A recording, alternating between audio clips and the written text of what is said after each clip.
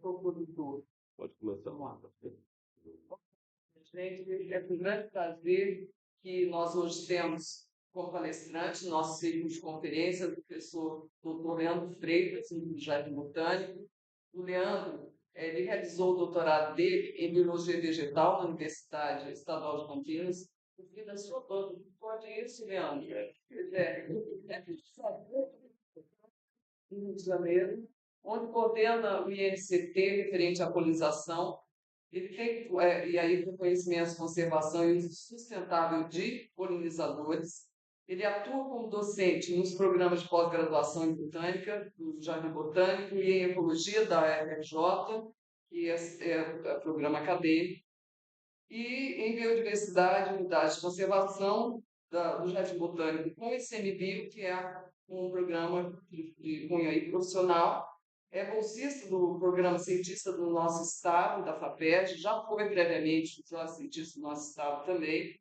Atuou como representante titular do Ministério do Meio Ambiente na Comissão Técnica Nacional de Biossegurança, o ITNBio, e como coordenador adjunto de mestrado profissional e adjunto de programas acadêmicos na área de biodiversidade da CAPES, ou seja, ele tem aí um amplo espectro aí da parte tanto de pesquisa quanto de gestão, e suas principais áreas de atuação são botânica e ecologia, com principais interesses em pesquisa e interações planta-polinizador e estruturação de comunidades, evolução de atributos florais, sistemas de polinização, polinização em paisagens agrícolas, fenologia de plantas tropicais e conservação da biodiversidade. Ele já teve aí participação em diferentes bancas aqui no nosso programa e é com grande prazer e agradecimento que a gente tem você aqui hoje conosco, Leandro. Obrigado, Maria Alice. É sempre um prazer aqui na UERJ, uma universidade de valor, uma atuação na área de ecologia, produção destacada no país, e é sempre bom esse diálogo e poder, né, fazer. Sempre que eu gosto de falar de colonização em qualquer momento, então sempre que me convidam e eu posso, né, me disponho.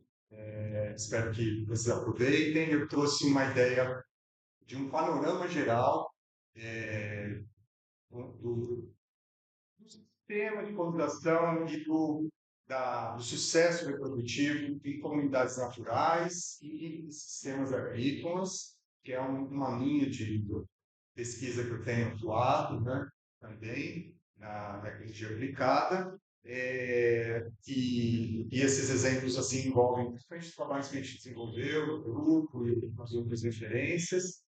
E também a gente assim, tem vários desses pontos que derivam em projetos novos, tudo que eu poderia trazer ou ficar falando, mas aí a gente, né, para essa apresentação, que eu queria esse panorama mais amplo.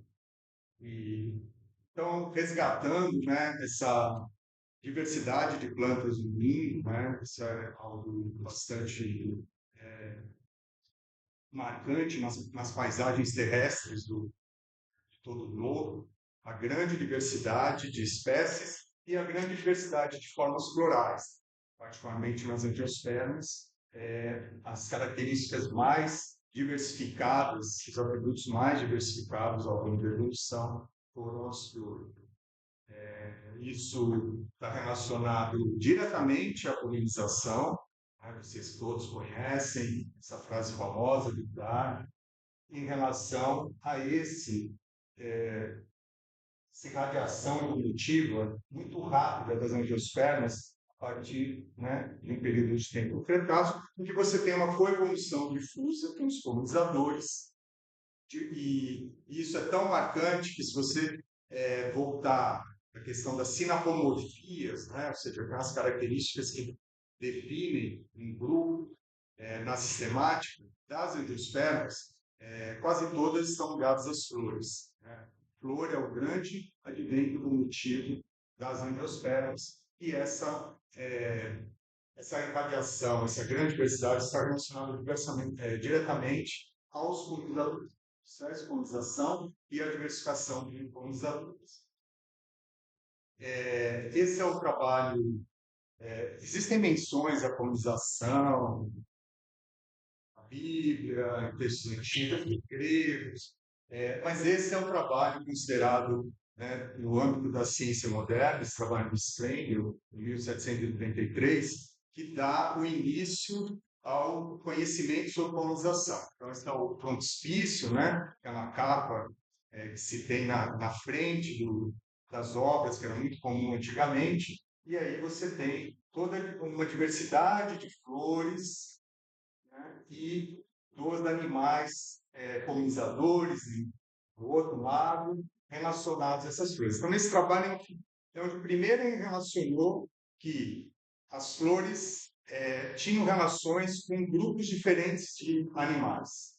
E começou a estruturar que tipos de flores estão ligados a que tipo de animais. A gente tem, né? Perdão. Todos esses grupos conhecidos, esse trabalho já se reconheciam as abelhas, reconheciam as borboletas, os besouros, e aí com o tempo, né, por exemplo, a colonização do beija-flor, que é um mal exclusivo da região, né, das Américas, assim. Então ele tem essa descoberta, essa colonização posterior. Morcego, a colonização por morcego foi descrita não faz 100 anos a primeira vez. Então, vão se acrescentando novos grupos, né, na medida que se amplificam os estudos. Né?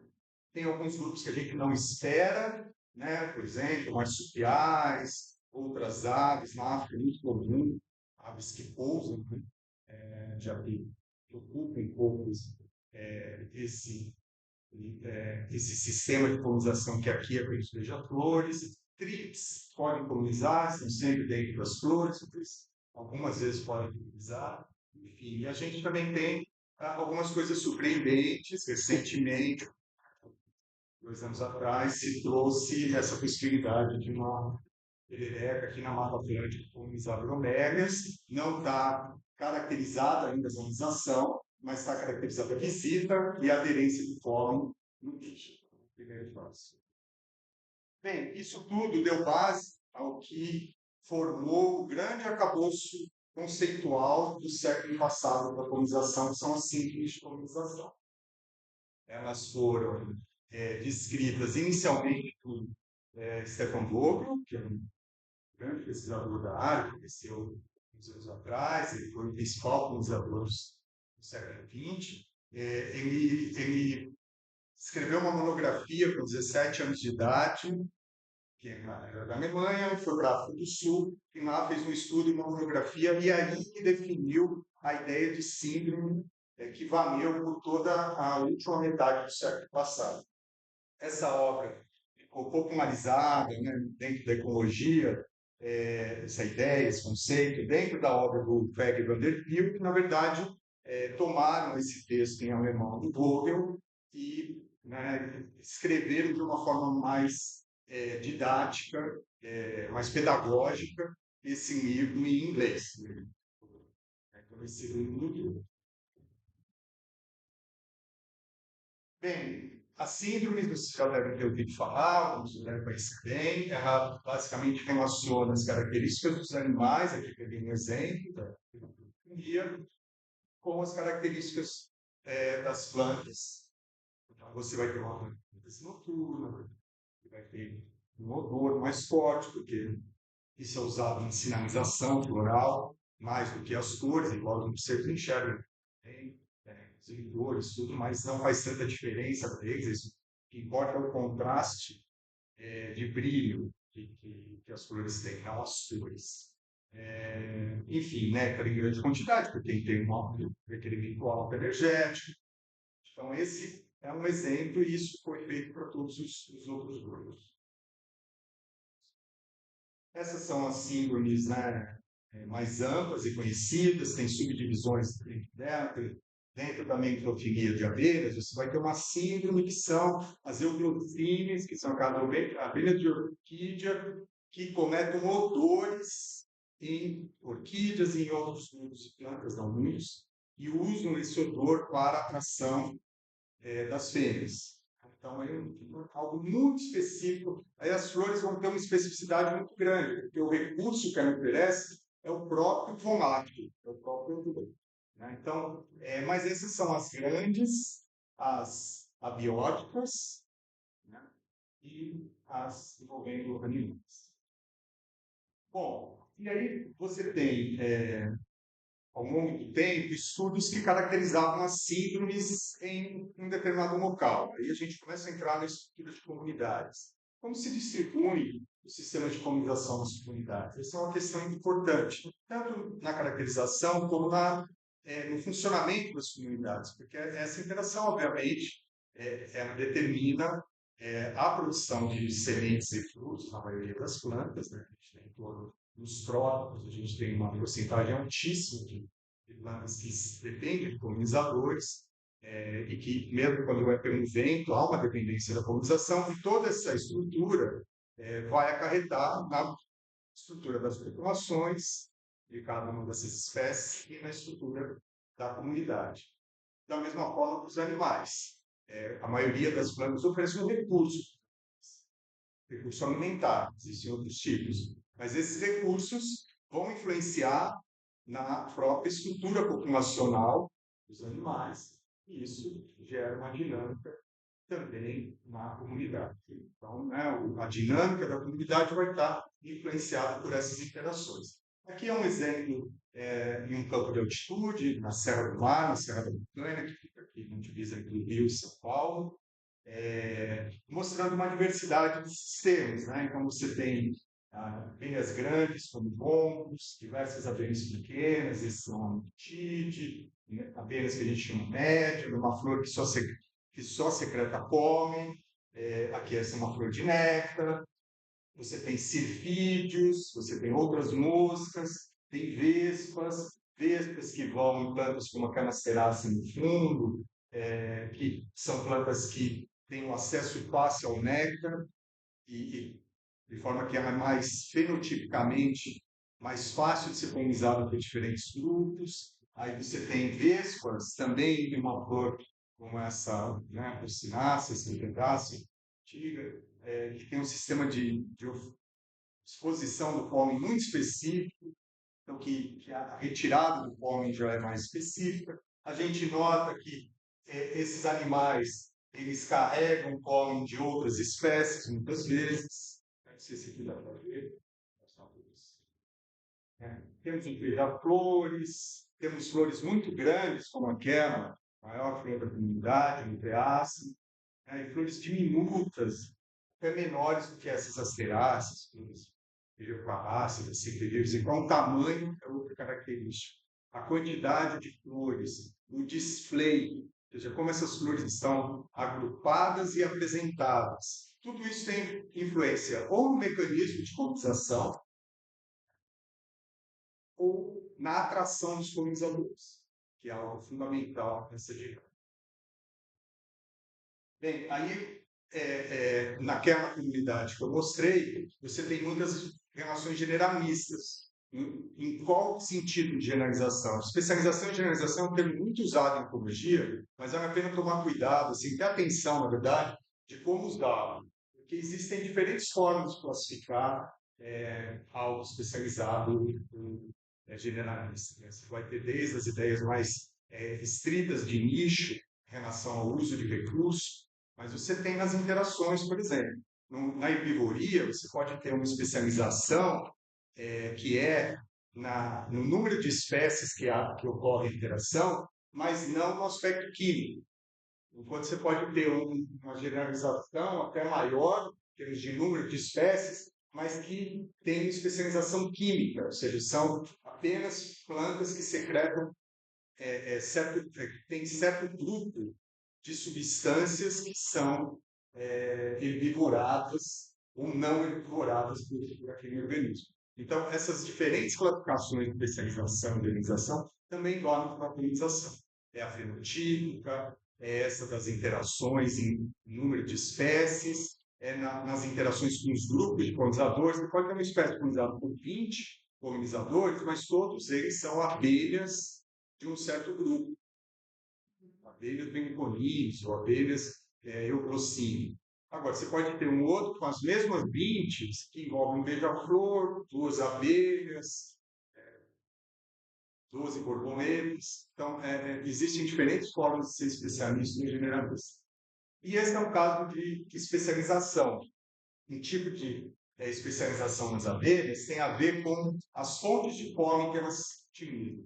Então, você tem, às vezes, uma abelha que ela visita várias plantas para tomar néctar, porém, ela tem uma restrição em quais plantas ela retira o pólen que é usado para alimentar as crias. É fundamental para a sobrevivência das abelhas, porque a nova geração vai depender desse alimento do pólen. Então, essas são as abelhas, né, conhecidas, de uma família pequena, Andrenoides, né, o gênero, e elas polinizam essa viola, que também não é uma planta, não é aquela viola de vasilha, né, de mesa, que é uma planta africana gesneriácea. Essas violas são as violetas europeias, principalmente, que também tem um grupo grande de origem nos Andes, que no Brasil, né, tem 4 espécies aí ligadas nessas áreas de altitude. E ela tem um sistema altamente especializado, porque ela tem essas estruturas, né, que formam, esses apêndices, que formam como um anel, um cofre em torno das anteras, e o animal visita nessa posição, né, de supino, de cabeça para baixo,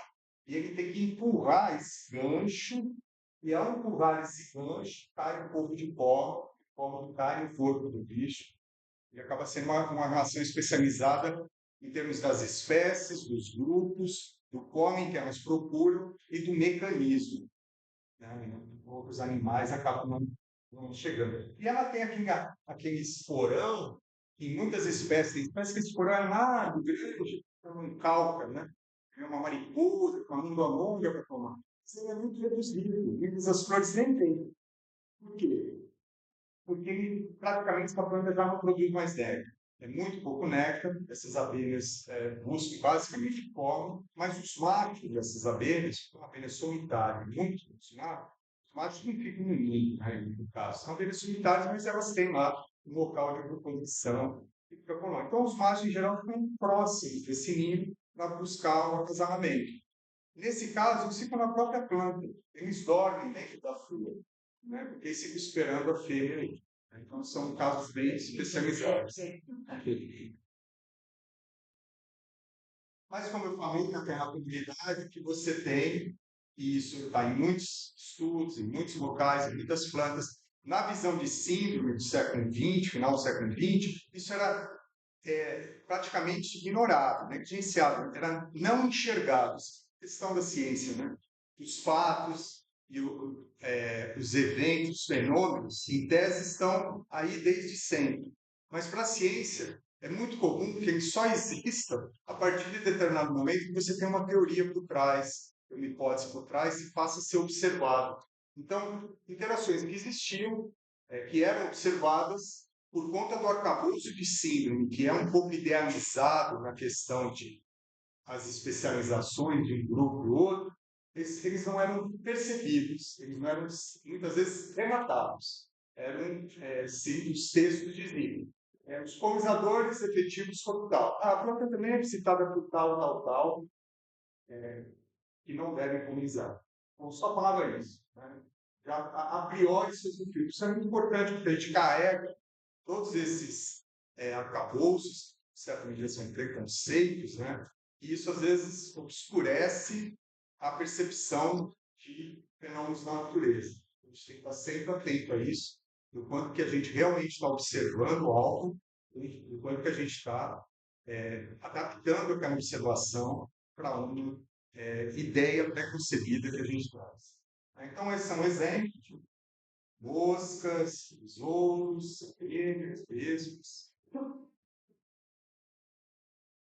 Bom, e os sistemas de polinização também não são estanques, né? É claro que se repete muito, tem muita relação, são sistemas que envolvem um acoplamento morfológico grande, muitas vezes, mas eles não são exatamente únicos. Então, uma observação feita de um sistema num ano, num determinado local, não necessariamente ela se repete. E esse aqui é um exemplo de uma variação temporal, isso é um problema nosso aqui da Nova Atlântica, de Mongoa, aqui é no Parque Nacional da Serra dos Órgãos, e ela tem uma variação incrível na relação que teve, né, no tempo, nesses anos, na relação com os colonizadores.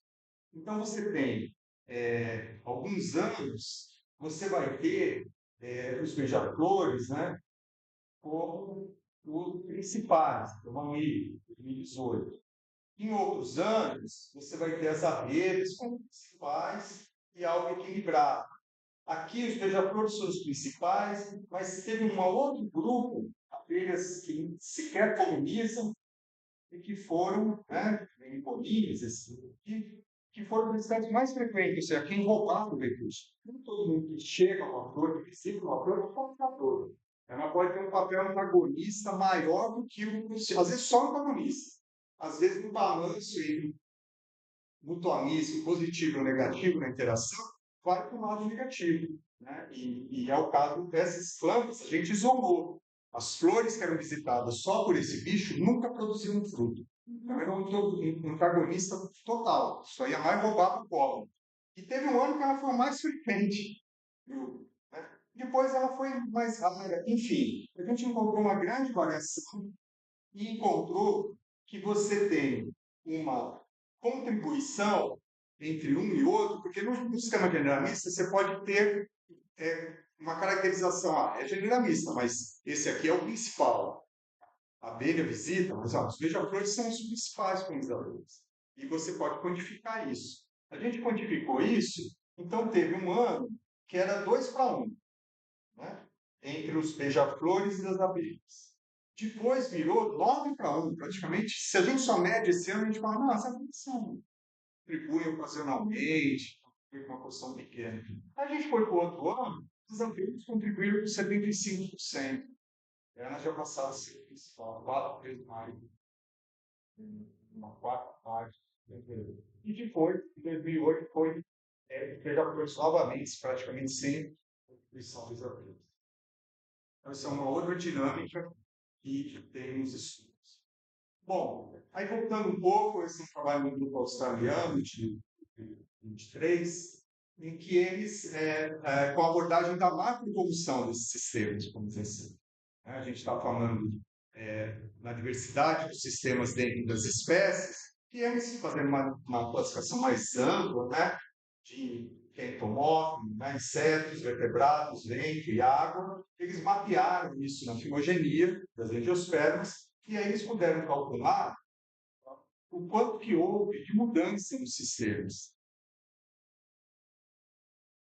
Então, foram, né, essas transições, por exemplo, de sistemas zoófilos, né, por animais para o vento. Isso aconteceu muitas vezes ao longo da evolução dos bichos, quase 50 vezes. O oposto já é mais raro. E isso é menos estudado. Se fosse mais estudado, ele teria certamente um número maior, mas ele é mais raro mesmo. A gente tinha lá, antigamente, a ideia da colonização pelo bem, que é algo primitivo, até se usava. Não, assim, a colonização iniciou, os grupos ancestrais nas angiospermas provavelmente tinham colonização por animais. E aí o vento evoluiu várias vezes em diferentes grupos. E a mesma coisa mudando de vertebrado para inseto, de inseto para vertebrado, mais ou menos a mesma coisa. Uma outra coisa que chama atenção é que você tem um incremento muito grande nos últimos 50 milhões de anos. Né? Então, essa é a época em que você teve um maior número de transições, né? Ou seja, a grande variação das biosferas, mas aqui elas já tiveram uma variação muito grande, né? 140 milhões de anos, daquele explosão das angiospermas. Né? Mas em termos de mudança de sistemas, eles vieram mais recentes. Ou seja, então parece que isso não. Você tem a diversificação dos grupos, muito por outros atributos vegetativos, de ocupação de ambientes e tudo mais, depois que você já tem uma certa saturação das comunidades, tem um espaço maior para seleção de atributos relacionados à mudança do sistema de combinação. Está envolvendo competição, né? Diferentes forças que geram pressões seletivas. Bom, mas essa mudança de sistemas de colonização, ela não existe só de um sistema especializado para outro. Ah, era abelha, foi para beija-flor. Era beija-flor, foi para morcego. Né? Você pode separar os sistemas de polinização, encontrar, inclusive nas plantas generalistas. Isso é uma coisa muito pouco estudada. Na verdade, até onde eu sei, esse é um de 4 trabalhos que fizeram isso até hoje. Ele nem é muito mito, então você está esquecido, porque ainda não se tem essa ideia de você definir grupos de sistemas de polinização quando a planta é generalista. Mas esse foi feito com o estudo de Ripsalis, todos conhecemos, aqui fora tem várias, né, são essas cactáceas epífitas, que o centro de diversidade é a cidade do Rio de Janeiro, né, tem planta endêmica no campo de golfe, lá ali da São Conrado e tudo aqui. Enfim, e se perderam muitas, né? Tipo, os restícios, todas as áreas que foram convertidas, e elas são polinizadas essencialmente por diversos insetos pequenos. Quando você vai estudar essa planta, olha, você vai falar, não tem diferença de uma para outra. Então, é muito parecida entre todas. E os bichos visíveis, são abelhas pequenas, de vez em quando uma mosca, né, um no outro. Mas a Cristiane Martins, que citou a fotinha aqui, uma aluna de doutorado lá da UFRJ, ela resolveu estudar isso mais a fundo. E aí ela classificou, ela falou, não, a gente tem como subdividir esses grupos. Ela tinha uma formação em entomologia de abelhas, né? E ela, não, mas tem abelhas médias no galão, tem abelhas grandes, aí você tem as médias de língua curta, e aí você tem as pequenas, e você tem as abelhas muito pequenas, né? Você tem umas diferenças em tamanho das abelhas. Ela usou essa classificação. Aí ela usou uma abordagem que vem lá de redes de interação, que é um assunto bem comum hoje no estudo de interações, então ela usou o conceito de modularidade. Então, ela estabeleceu a rede de interações e calculou os módulos, né, que tinham para cada uma dessas espécies. Um grupo pequeno, um grupo de 30 espécies, mais ou menos, ela conseguiu estudar quase 20, mas que entrou nessa análise, que tem que ter um número mínimo de observações que a gente não conseguiu para todas as espécies, visita, ela conseguiu para essas 10 espécies, né? Mas, não, 12 espécies. E aí você tem esses grupos, os módulos, se formaram, conseguiu identificar. Então você tem plantas que estão mais associadas, aqui, olha, essas abelhas pequenas de língua curta. Esse grupo aqui, ele está associado à díptera. Mesmo as abelhas sendo mais, os visitantes mais frequentes, o módulo define por díptera, porque díptera praticamente não aparece nos outros.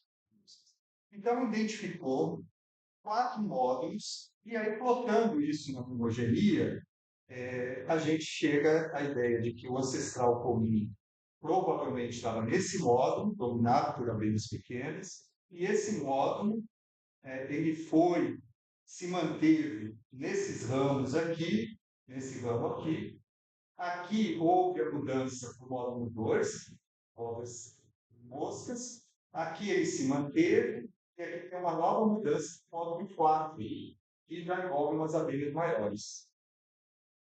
No módulo 3, está aqui, ó, envolve moscas e lepidópteros, e está aqui uma única espécie, que é um terminal dessa análise. Esses grupos, eles coincidem com a classificação taxonômica das tribos. Então, eu consegui mostrar que tinha essa força seletiva. Vou acelerar agora, vou ir na parte mais básica, que é a gente pegou a parte de evolução e de história natural, né? Mas vou falar de outras que também eu gosto, que são importantes.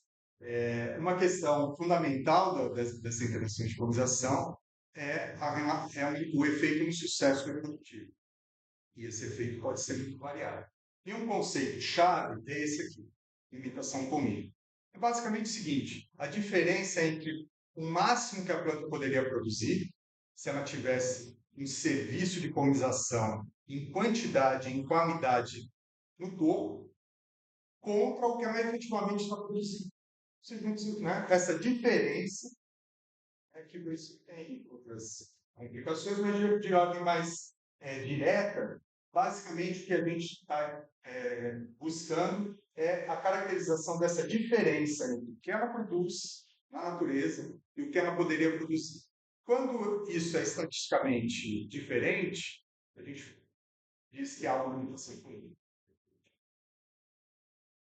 Bem, isso pode se dar nos frutos, pode se dar nas sementes, pode se dar na germinação de sementes. Esse foi um grupo que eu participei, a gente está terminando agora, até trouxe um slide, acho que é o último artigo que a gente vai produzir nesse plano de dados. A gente revisou todos os estudos no mundo, em 2016, eu acho que a gente concluiu, já faz um tempinho, todos os estudos no mundo que tinham dados de alimentação comum. Existia uma revisão anterior, mas basicamente é dos Estados Unidos, Europa, alguma coisa do Japão e alguma coisa da Austrália. Né? A gente, nesse grupo, tinha um eu, mais uma colega brasileira, tinha colegas da África do Sul, colegas da China, e com isso a gente conseguiu ampliar bastante, embora na África os vazios são principalmente por falta de estudos, mas Rússia, Oriente Médio, são coisas que a gente não acessou. Isso deu um total de 1.265 espécies, mais quase 3.000 experimentos, né, envolvendo o primeiro artigo, que a gente publicou a base, né, essa distribuição deles na filogenia, a distribuição em biomas, né, e o quanto que a gente capturou, né, que particularmente esses valores de ordens e de famílias eu acho bem interessante, mas você vê que ainda tem uma lacuna de conhecimento, e foi 0,5% das espécies de angiosperma. É bastante para esse tipo de dado muito específico, em geral, as revisões chegam perto disso. Bem, aí depois a gente foi analisando esses dados de diferentes formas. No primeiro trabalho, a gente queria saber a influência do uso da terra nessas interações. Então, a gente classificou basicamente os ambientes, né, entre urbanos, agrícolas e naturais. A gente estava interessado se eram especializados em única espécie, poucas espécies ou muitas. Esse é um dado muito importante, boa parte das plantas se autofertilizam de diferentes formas. Então, isso é uma variável importante. Enfim, e aqui está a distribuição, né, os tamanhos de efeito, né, aquela métrica de meta-análise dessa limitação fluida. E os resultados principais que a gente encontrou, isso varia, né, também dependendo do grau de especialização, né, e até se é abelha ou outros grupos, as relações entre áreas naturais manejadas variam. Você pode ter situações em que não há diferença, quando elas são altamente especializadas, e situação que você tem uma redução nas áreas manejadas, quando elas são um pouco especializadas. A principal conclusão foi essa. Particularmente a urbanização intensifica a limitação colínea, e agora que a urbanização virou. Isso também é bem estado, simplesmente agora é capitalista, porque a urbanização, né, a ecologia urbana virou o principal assunto em ecologia. Há uma discussão a ser feita sobre isso, inclusive, de questões teóricas e realmente de relevância, mas há uma preocupação com certa redução de espaço de prestígio dos sistemas em ambientes naturais, então, por uma certa dominância das questões aplicadas. Né? Essa é uma questão. E, enfim, e também essa questão da especialização, ou seja, plantas, esse é o principal. Já imaginava que esse tem isso, né, demonstrado. Plantas mais especializadas tendem a ter maior limitação fluida. Bom, aí a gente falou, bom, e as espécies invasoras? Como que elas, né? Porque invasão é uma questão muito importante isso. Reprodução, né? O potencial de, não sei como falar em português isso, né? De invasão, acho que esse é um termo em inglês, ele vai depender da capacidade da planta produzir sementes. Se ela não é oferta, da interação com os polinizadores. E a gente sabe que plantas com potencial invasor têm vantagens, em geral, onde estão. E talvez uma das vantagens seja relacionada à limitação polínica. Né? E, bem, então a gente estava interessado em responder isso, desenvolver modelos, né? E não tínhamos tantas espécies exóticas assim, mas era muito observado. Bem, resumindo também, o que a gente encontrou é que, em geral, elas têm generalização floral, tendem a ser mais generalistas do que as espécies não invasoras, né? E com isso elas conseguem compensar ou evitar a mutação clínica. Lembra? A relação é que generalistas sofrem menos com mutação clínica. E a gente encontrou que os invasores tendem a ser mais generalistas e tendem a uma menor, tendem no sentido, né, do resultado do conjunto de dados, para não colocar como todas as espécies. Agora, entre as invasoras e as exóticas não invasoras, a gente não achou diferença. São uma discussão também que o potencial de invasão, obviamente, está dado a outros atributos também, não apenas a essa generalização, atomização e a limitação política. Bem, aí mudar um pouquinho, trazer para a teoria de nicho e montagem de comunidades. Depois a gente vai falar de formulação aplicada. Isso vou passar rápido, mas é uma ideia, né? Vocês sabem, né, que projeto de comunidades. A ideia de montagem lá nos anos 80, 70, e depois com o desenvolvimento, né, nesse século dos estudos, né, de filtragem, interações na estruturação das comunidades, o efeito da filogenia, ou seja, teve um grande avanço na tecnologia de comunidades, mas a colonização estava fora disso. Né? E um primeiro trabalho foi proposto de forma a otimizar os padrões finogenéticos da comunidade.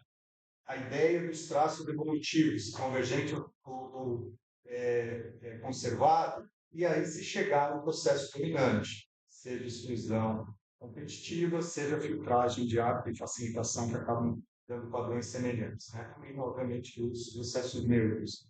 Então, o que se tem nesse trabalho aqui foi pensar como, quais os parâmetros reprodutivos, o que representaria essa combinação. Né? Então, a gente trouxe, por exemplo, a questão da agregação dos atributos, sobreposição morfológica de floração, sincronia de floração, ou seja, coisas que se sobrepõem.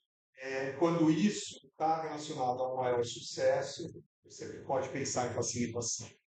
Quando você tem um oposto relacionado ao maior sucesso, você pode pensar em exclusão competitiva, coisas mais diferentes. E a gente relacionou isso com a limitação política. Então, esse foi um estudo no Itatiaia aqui, na parte que a gente chama baixa, comunidade de beija-flores, que a gente está estudando no grupo há uns 20 anos. Basicamente, a gente pegou, trazendo só o resultado que foi significativo, a gente encontrou esse tipo de gráfico, ou seja, na medida que aumenta a sincronia entre as espécies que estavam nessa comunidade, mais espécies estão florescendo juntas, a limitação congênica diminui, ou seja, o sucesso reprodutivo. A gente encontrou que o principal processo estruturador dos sistemas de colonização nessa comunidade é a facilitação e não a competição, que é normalmente o processo mais tratado. Isso é isso. Esse é o que eu falei. Aqui estão as variáveis, né? Mas na parte morfológica, que a gente tinha uma expectativa até maior, um recorte no estudo. Certamente nas comunidades estão operando todos os tipos de processos concomitantemente. Esse é um resultado net, assim, é o final, né? Você vai ter facilitação, vai ter competição, vai ter efeito neutro, e o que dá no resultado médio final.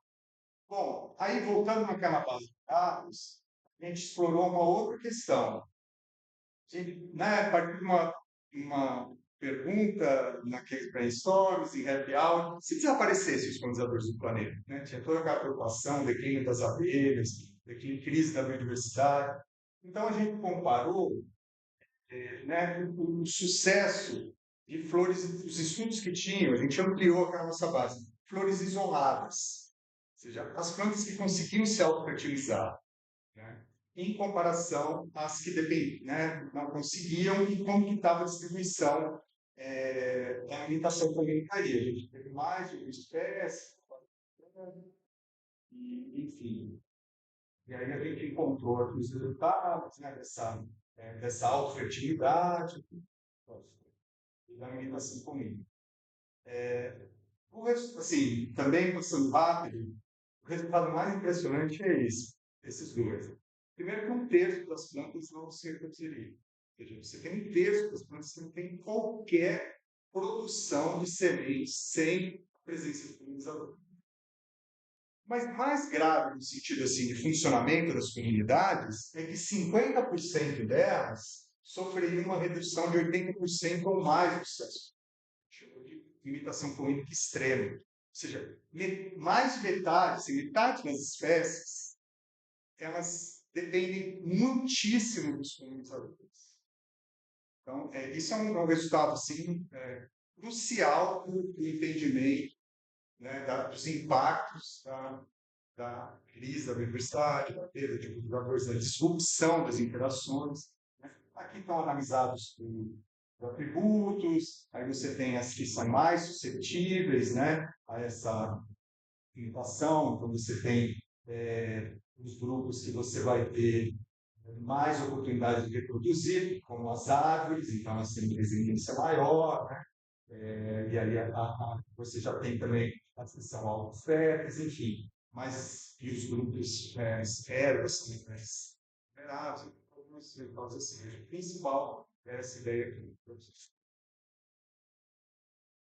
Bem, aí esse é o URD, ele está bem publicado no livro, fazendo resultados inéditos, assim, acabou de ser aceito, que a gente conhece espécies ameaçadas, pensando em conservação. Espécies ameaçadas são um objeto de conservação muito importante para os políticos, no Brasil, por exemplo.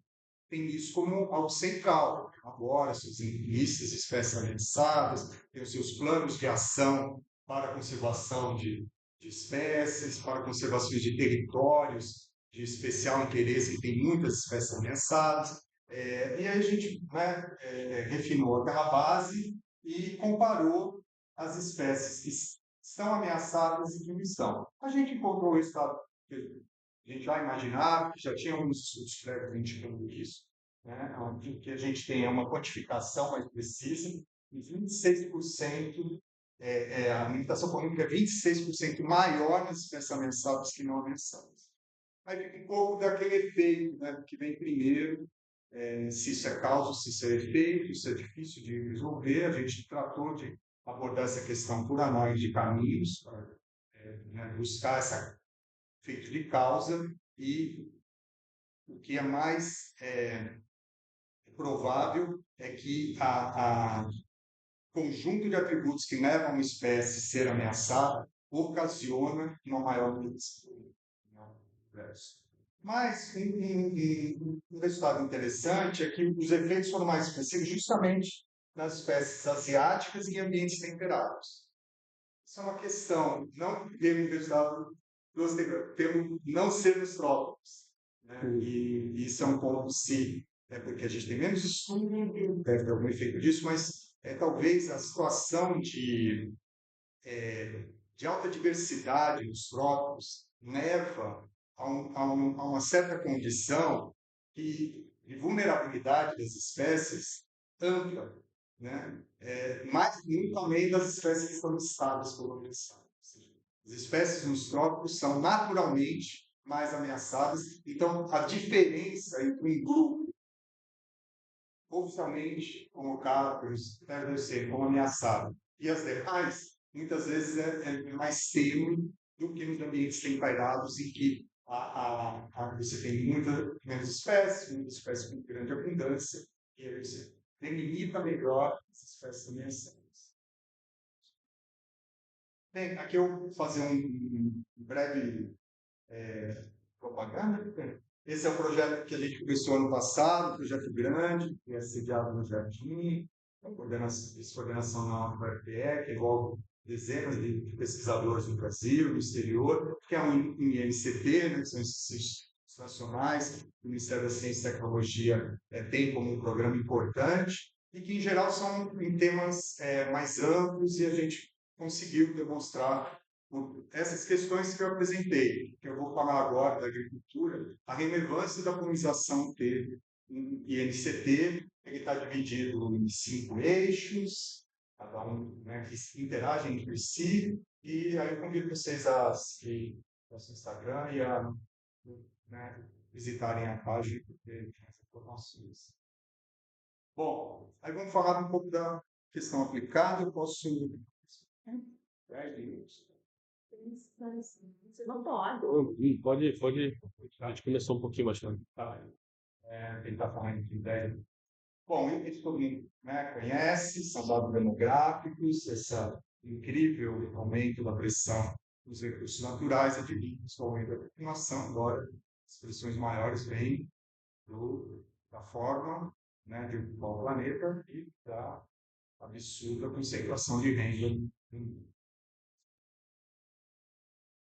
A colonização da agricultura é algo bem explorado, porque você tem muitos dos alimentos, né, todo mundo que são dependentes de colonizadores, essa dependência varia, né, mas a gente tem um conjunto de alimentos altamente dependentes. Uma forma de abordar essa questão é pela valoração econômica, financeira mesmo. Isso é um estudo antigo já, uns 15 anos. 2009, né? E foi um dos primeiros, em escala global, e outros seguiram, tem sido atualizado, porque isso depende da produção, do tipo de produto, a gente vai falar disso no Brasil, mas são valores bastante expressivos do valor. A gente está falando em bilhões de euros, né?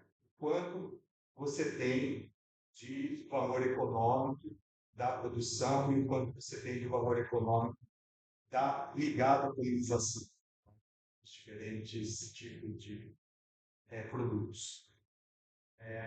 São valores grandes. A plataforma internacional, né, de biodiversidade e serviços ecossistêmicos, ou seja, o equivalente do IPCC do clima para a biodiversidade, também tem um capítulo especial sobre colonização, os processos que tem um capítulo à parte, e eles trabalharam com esse relatório, principalmente por essa abordagem dos serviços ecossistêmicos, né, de provisão de alimentos e de regulação. E o Brasil tem uma plataforma equivalente nacional, isso é previsto no IPBES, que se façam relatórios, se tenham plataformas regionais e nacionais, e a BEPS, que está sediada em Campinas, junto com a REBIP, que é uma rede de pesquisadores produtivos, que eu faço parte, né, que a gente tem trabalhos colaborativos e interações, fez o primeiro sumário, relatório temático no modelo do IPBES para o Brasil em colonização. Foi o primeiro do mundo, sim, feito. Né? Em todas as áreas, tá? Foi o primeiro relatório nacional que saiu. A BEPS tem vários outros depois disso, são materiais muito interessantes, vale a pena, para quem não conhece, visitar e checar esses documentos. Eles são feitos para tomadores de decisão, para a sociedade em geral. Eles têm que ter uma robustez em citações, em referências, em dados bastante grande, mas o formato e a ideia é que ele seja para a sociedade como um todo, para influenciar as tomadas de decisão, né, das pessoas, dos governos, enfim. A gente teve, né, na época, de 2018, de 289 anos cultivados, a gente aguardou, né, isso exatamente espécies, e a gente tinha dados para 2/3 dela. Alguns dados gerais, né? Então, o que eu falei, a dependência pode ser total, pode ser nenhuma, mas você tem uma gama. Né? Então, a gente chama essencial para quem o incremento é de 90% a 100%. Sem polinizador, ela produz no máximo 10% do que ela produz com os polinizadores. Tá? E aí você tem as altas, 40, 90, tem as moderadas, tem as contas. Então, quando você junta isso aqui, de alguma forma, 3/4 dos cultivos brasileiros dependem de polinizadores. Sendo que você tem uma porcentagem altíssima que é de alta qualificação. Bom, a gente também avaliou os grupos, né, de polinizadores, obviamente as abelhas são os principais, as porcentagens não dão mais que 100, depende da generalização. Né? Mas a gente tem até morcegos que polinizam culturas, os fungos. Em termos de número de espécies que a gente tinha na época registrada, a gente está ampliando essa base, a gente tinha 600 espécies registradas de polinizadores para os cultivos do Brasil. Essa é uma análise com viés econômico, né? Ou seja, a gente estimou em 43 bilhões de reais ano a contribuição da polinização, ou seja, sem polinizadores. Essa é a perda, esse é o serviço ecossistêmico dos polinizadores para a agricultura, incluindo o agronegócio, porque 80% está nessas setores aqui, que são do agronegócio. Soja, café, laranjas, mas olha a gama de dependência que são diferentes polinizadores. E aí, verdeninhos que são essenciais, né? Ajuda, síria, tem produção de frutos sem essa presença do computador. Bom, esse foi um estudo feito concomitante, um pouco anterior. Ele teve foi financiado pela FAO, e ele teve um grande mérito que a gente fez um protocolo coordenado em diferentes lugares do mundo, principalmente em países sul global, em países fora esses eram dados só de referência. O objetivo era África, Ásia e América do Sul. Então foram 344 sítios, 33 culturas. Então, isso bem marcante, assim, é muito usado como referência para demonstrar o impacto da polinizadores na agricultura, porque, resumindo também, a gente encontrou que, em média, você tem 31% de déficit, de aumento no rendimento com os polinizadores, o oposto do déficit. 31%. Os polinizadores contribuem para 31% de toneladas de produção industrial de culturas, para essas culturas que a gente avaliou.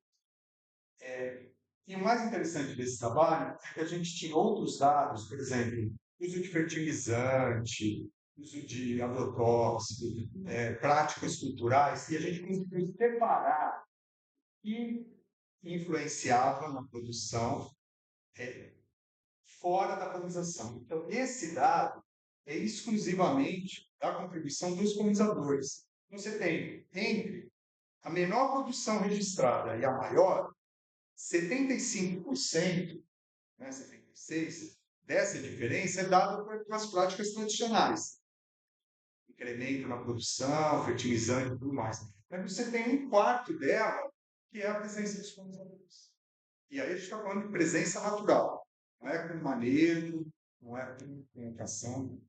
Um outro resultado ativo é que esse efeito é maior nas pequenas propriedades. Nas grandes propriedades é só quando há um aumento na diversidade de polinizadores, o que não é muito comum.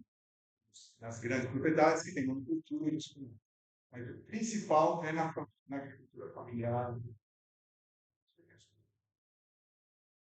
Bom, aí tem esse conceito de intensificação ecológica, o conceito de sabores franceses, que baseia, por exemplo, boa parte da base teórica de sistemas agroflorestais, e a gente trouxe isso para a polinização. O que é a ideia? É lógico, eu, por exemplo, pessoalmente, consumo produtos orgânicos, mas, assim, do ponto de vista do sistema como um todo, se prevê aqui que você pode ter uma melhora, inclusive para a biodiversidade, reduzindo espessuras. Ele prevê um conjunto de ações que vão gerar uma maior produtividade, o lucro, com um menor impacto na biodiversidade. É um conceito sério, embora nem sempre vai ser apropriado da maneira de vida. Bom, a gente sabe disso, né? Dessa concentração de áreas agrícolas, isso é um dado mais ou menos antigo, já se tornou um pouco maior. Tem a questão de o Brasil ser um detentor de áreas naturais assim, de forma expressiva, mas elas são muito concentradas, né? E a gente tem as biomas com um impacto maior. Aí a gente tinha esse grupo de síntese, foi um projeto do CNPq, e que a gente estava querendo justamente linkar essa questão da colonização nas áreas agrícolas, do CAR, né, do Código Florestal Brasileiro, e das ações de restauração. Juntou esses elementos. E a gente primeiro fez um mapa, isso é por municípios, a gente calculou, isso dá muito trabalho, né? Meu trabalho grande, assim, né? Não é tão inovador, mas é volumoso, né? Porque a gente trabalhou com as métricas de colonização. Então, para cada município, o IBGE diz quanto que tem de cada cultura. Tantas toneladas de batata doce, tantas toneladas de árvore, tanto de soja e tal. A gente usou esse dado e a gente tem o dado lá no nosso relatório de déficit de colonização. Então, com isso, a gente conseguiu calcular esse déficit em todos os municípios do Brasil, né? Então, você vai ter municípios com valores maiores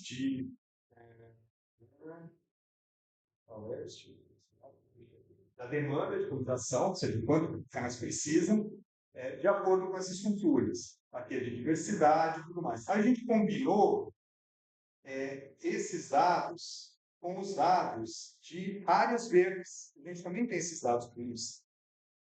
Então, a gente estimou o quanto que precisava restaurar, considerando as regras do código. E aí a gente tem, por município, os municípios que têm um maior déficit de vegetação e os municípios que vão ter um menor déficit de vegetação. Isso, obviamente, tem uma distribuição geográfica, né, bem clara. Você tem o arco do desmatamento, você tem a Mata Atlântica, você tem o Cerrado, o Sul, o Pampa, onde aparecem mais as cores quentes aí, que é o maior déficit de restauração.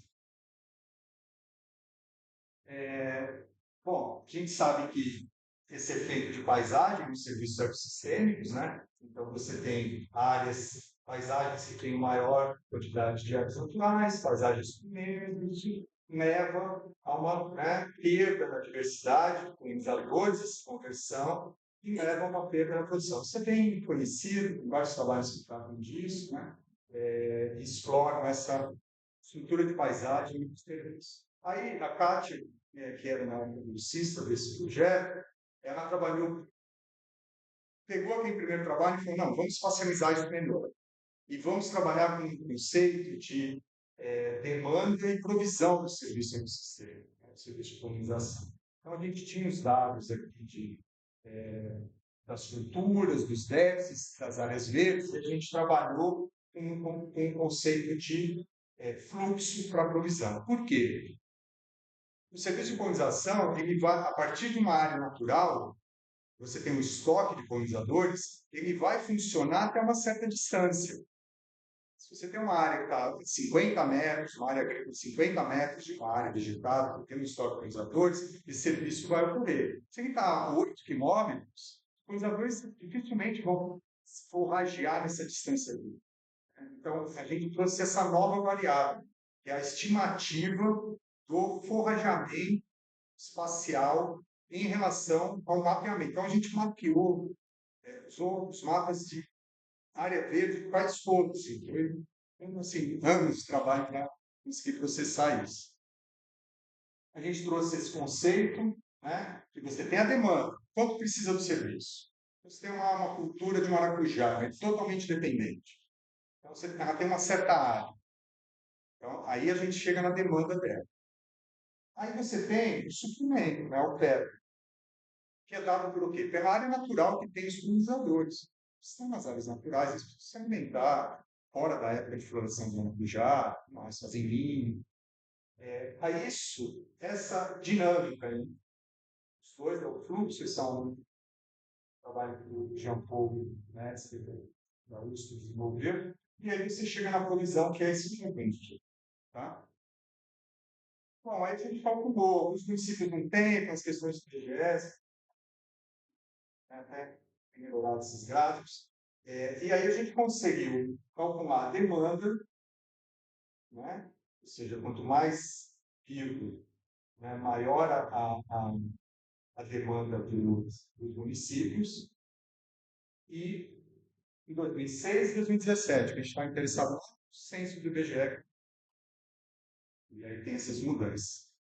Aí a gente calcula o fluxo, que é essa relação entre a área de vegetação no espaço e de cultivo, por município, e aí a gente chega na provisão. Então, esse é o gráfico que eu queria falar mais. Aqui, ó, a gente tem os municípios que têm uma provisão mais alta. Tem os pretos, que não tem dado, e os vermelhos, em 2006, era onde você tinha em déficit. Já estavam em déficit. E os clarinhos, aqui a coisa está no limite. Olha a mudança. Ficou mais vermelho o gráfico.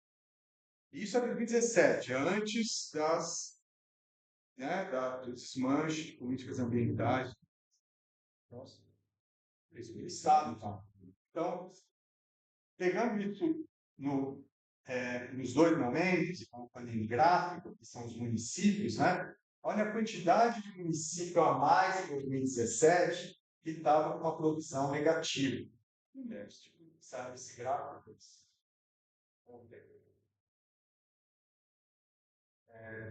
Bom, tem diferença entre as regiões, entre os municípios, ou seja, a gente está em situação mais crítica no norte e nordeste, né? Tem uma linha ali de aumento da soja nesse período, um maior, né? O centro-oeste veio de antes, né? Antes, no década anterior. Nessa umas décadas, principalmente aí. Bom, aí o Pedro, que era outro bolsista que é professor lá em Flávio, né, ele projeto, ele, bom, vamos trabalhar, estamos esse ano, vamos explorar um pouco melhor isso. A gente sabe que houve mudança no tempo, primeiro censo, né, o censo, nesse período de 10 anos, então a gente tem esses dados, mas vamos analisar o contexto socioeconômico. Por isso que era importante ter esse intervalo, que é quando a gente tem os dados do IBGE. Bom, então a gente fez uma análise multidimensional, né? Então a gente espacializou vários itens que são avaliados pelo censo do IBGE, né? São de capitais, são os culturais, humanos. Então, humanos, por exemplo, tem a indicação, se é uma agricultura, a educação, desculpa, o índice de educação que a gente colocou, se é pequena propriedade ou grande, o que é agricultura de subsistência ou não. Então, a gente espacializou isso no Brasil todo, esses índices do IBGE, né? A questão de uso de pesticidas, a grau de agricultura, de fertilizante, né? Venda, enfim.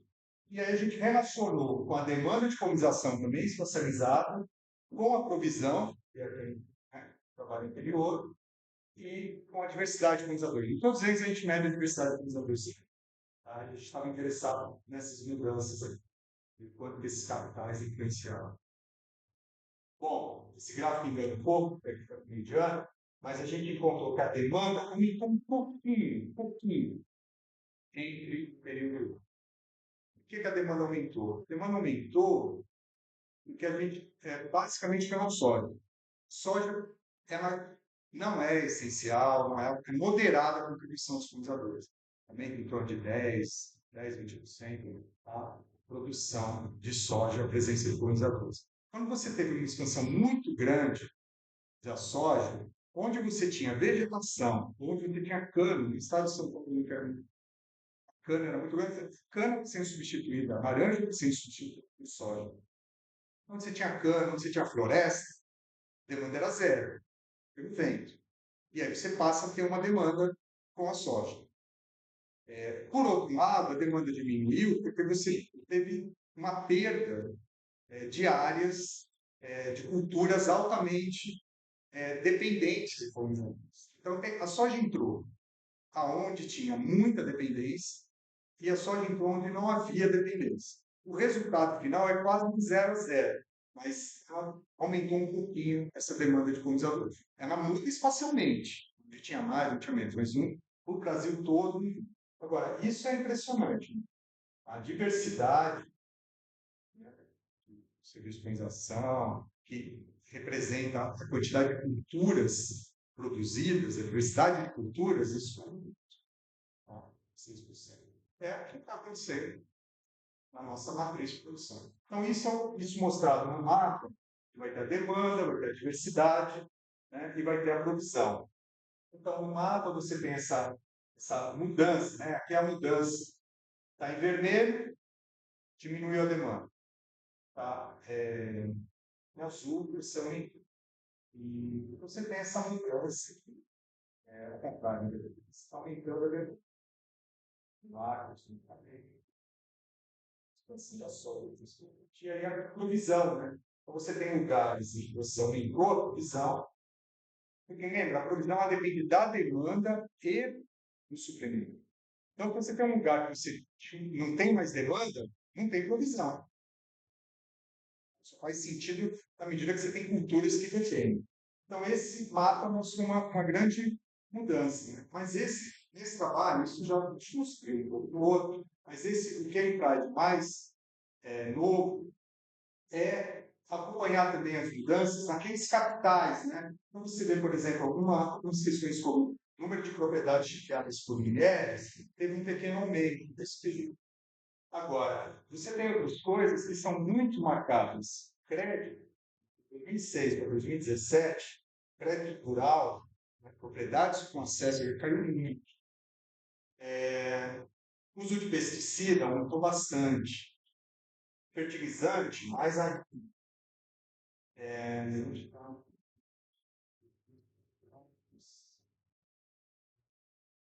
Assistência rural diminuiu. E a gente teve um aumento na concentração de terra, propriedade. Há os PGE já, um aumento das grandes propriedades. Que está mostrado aqui, ó, no censo agropecuário. Então, você tem aqui, ó, variação no número total de estabelecimentos. Tá? A gente tinha, você tem um aumento, tá, em vermelho e azul uma redução. Olha como esse mapa mudou, né? Variação dos grandes estabelecimentos. Você está tendo a concentração de terra. Talvez você tenha uma maior concentração de terra que está associada a essa situação.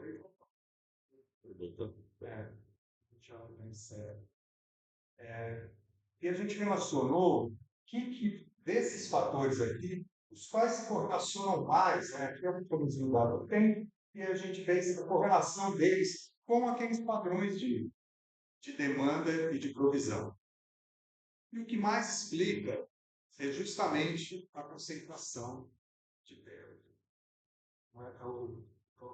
Esse é o principal motor que está ocasionando perda da diversidade cultural e a oferta de serviço ecossistema. São os primeiros trabalhos que relacionam, em escala ampla, as mudanças socioeconômicas em um país, né, mudanças socioeconômicas, a oferta de serviço ecossistema. A gente pensa, o serviço oferecido e tal, mas como que isso está na sociedade?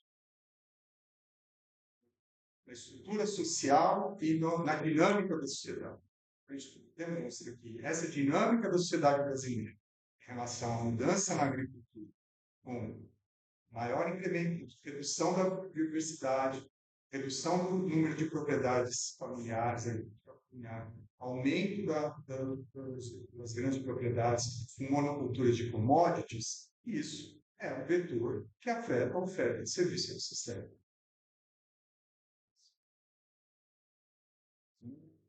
Bom, aí é uma coisa, né, dessa discussão da dependência de polinizadores. Porque isso...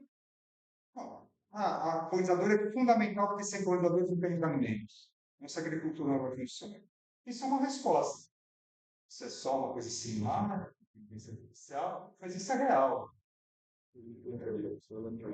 Isso aqui, ó, isso é vendido nessas plataformas grandes de comércio. Exato. Cada um é um menorzinho. Já é menor. Esse ano já está menor que esse. Você compra, chega na sua casa. Então, há uma ideia, assim, bom, se polinizadora é importante para a agricultura, também. Isso é um risco da gente ficar utilizando sempre o argumento utilitarista para a defesa da conservação da biodiversidade. Alguém vai propor algo assim. Né? Então, e isso está acontecendo na colonização. A colonização ficou muito dominada pela proposta. Isso que eu mostrei, isso além de credibilidade, assim, esse é o discurso dominante. Bom, esse é um trabalho que explora um pouco isso, né? Eles chamaram a atenção, isso é bem importante na área, tem uma reflexão maior, já faz 10 anos, eles trouxeram isso, olha, a colonização de culturas, em geral, depende de pouquíssimas espécies e a acumulação do número de visitantes, ou seja, logo estabiliza. Ou seja, a agricultura pode ficar bem com poucas espécies. Igual tem outros trabalhos que mostram que maior diversidade é maior a produção, mas isso é um custo, né? A gente está falando o quê? A gente está falando, olha, mantenha áreas verdes conservadas, ou seja, aumente as áreas conservadas dentro das propriedades. Né? Isso financeiramente é feito com mapas. Isso é insuficiente. Isso lá atrás chamaram, mas isso foi meio perdido no debate.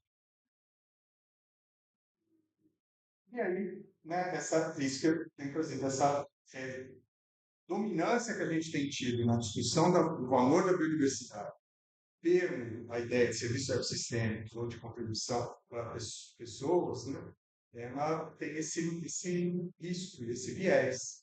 Eu acho que nunca foi tão grande como agora. Se a gente vive um momento da sociedade que mais antropocêntrico que nunca. A própria conservação da biodiversidade está mais um tema, um tópico. Nunca que eu acompanhe, se vê na literatura e debates, nunca foi tão antropocêntrico. A gente está trazendo isso mais fortemente como deveria ser o oposto. Deveria estar conservando. É um valor intrínseco que a gente não tem direito. Como espécie, a gente vai extinguindo espécie, afetando as interações, a evolução do planeta dessa forma.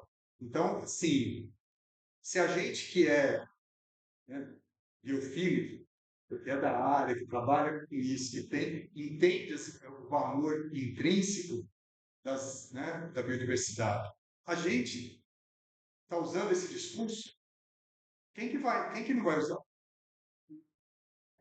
Os religiosos. Desenvolvimento espiritual.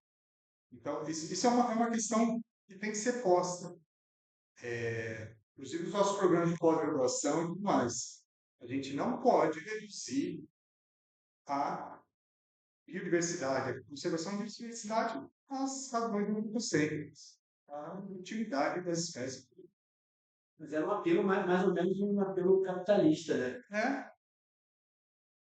Para tentar convencer, mas... Não, usar como. Tem que saber, tem que distinguir isso bem.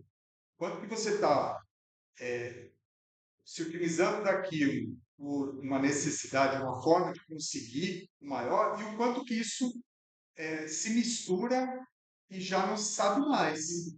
Eu tenho a percepção que muitas vezes isso não está claro. A fala ela está adquirindo um peso de que é por isso mesmo.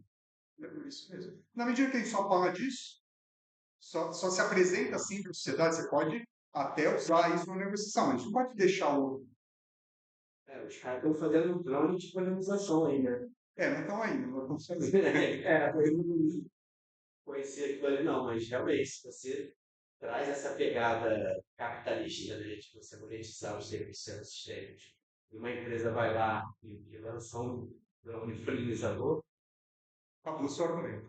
acabou. Essa discussão passa pelo clima, né? Terrar, reservatórios de geocarbono.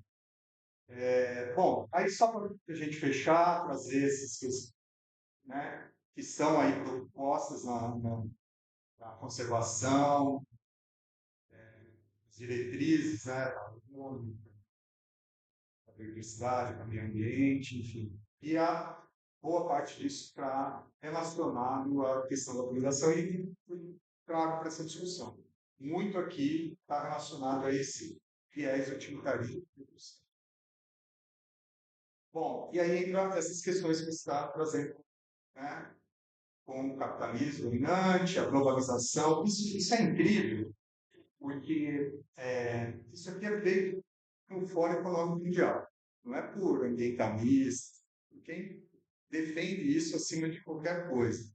E eles mesmos falam das vantagens, né, dessa qualidade dos investimentos, etc. Mas eles mesmos trazem essa vantagem da globalização. E eles chamam atenção principalmente para esse ponto. Globalização gera desigualdade social, bem gerada. Concentração de riqueza, concentração de vida, exploração de matéria-prima, mão de obra barata, vínculos de atividades ilegais e pesadas. Né? Então, essa discussão de como a gente se propõe para tratar da conservação da biodiversidade passa por isso também. Tem as propostas de trazer tudo na financiarização do serviço e tudo mais, ela fomenta esse tipo de coisa. E aí a conta é essa: fazer para melhorar e não exatamente para conservar. Melhorar o mundo. Enfim, e aí como slide final, né, gosto de trazer essa mensagem sempre. Eu tenho chamado a atenção, né, tenho usado esse termo, palcos evolutivos, porque a gente sempre fala as unidades de conservação são o principal instrumento de conservação da biodiversidade, principalmente na proteção integral. A gente não tem como avançar na conservação se a gente não utilizar as outras formas de conservar, inclusive de melhorar as paisagens, torná-las mais amigáveis, as paisagens agrícolas e tudo mais. Mas unidade de conservação grande, ainda é o principal, né? Áreas preservadas existentes ainda são. E não é só para a conservação da espécie, tá? Essa. É a conservação do palco evolutivo. O que a gente está fazendo, modificando, a gente está gerando novas trajetórias para o investimento. E aí inclui mudança climática e tudo mais. Mas, enfim, eu gosto de trazer essa ideia do palco evolutivo. A gente acredita, assim, nosso grupo, trabalho, a gente ainda acredita na intensificação ecológica na agricultura e paisagens amigáveis. A gente acha que essa é uma medida, não é abandonar essa questão centrada na utilidade. E a gente está focando de ordem prática cada vez mais nas pequenas propriedades da agricultura familiar, porque a penetração grande é um negócio muito mais complicado, é muito mais difícil você dialogar, e a gente tem acesso, né? Mas vislumbrar uma mudança é bem mais complicado. A ideia das tecnologias limpas e da responsabilidade socioambiental, a gente tem que trazer isso. É responsabilidade nossa, como pessoas, né? Como governos, como sociedades. Para tirar um pouco desse efeito de que qualquer tecnologia nova, basta para substituir a universidade. O engajamento da sociedade. Isso a gente não vai seguir falando de um agente só. Quem já era. Nada do que não é desafio nenhum para mim falar essas coisas para vocês. Está no mesmo nível, né, de interesse, de engajamento. Agora, o restante da sociedade, os outros setores, esse é um grande desafio. ele não costuma ser muito bom nisso, né, no meio acadêmico. Dificuldade grande ainda de conseguir. E é claro que não é só por nossas limitações de sociedade. Né?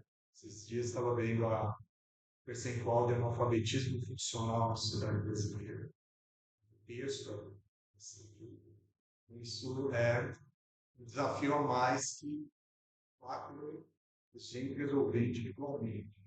Mas um esforço para atingir outros setores da sociedade é fundamental. Porque é aí que a gente vai ter pelo menos uma vislumbre de uma mudança, não só de hábito, né, de comportamento individual no dia a dia, mas de tomada de decisão e influência no cenário político. Enfim, é isso. Obrigado.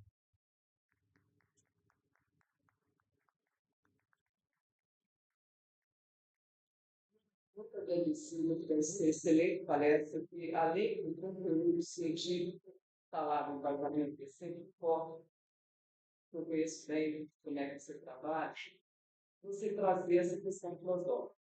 Porque a gente está embrenhado nisso, a gente todo mundo aqui sabe que você está falando, a gente vivencia, mas trazer esse olhar é muito importante com base científica forte. Para onde vamos? E como vamos, né? Porque essa pergunta você tem que fazer o tempo todo.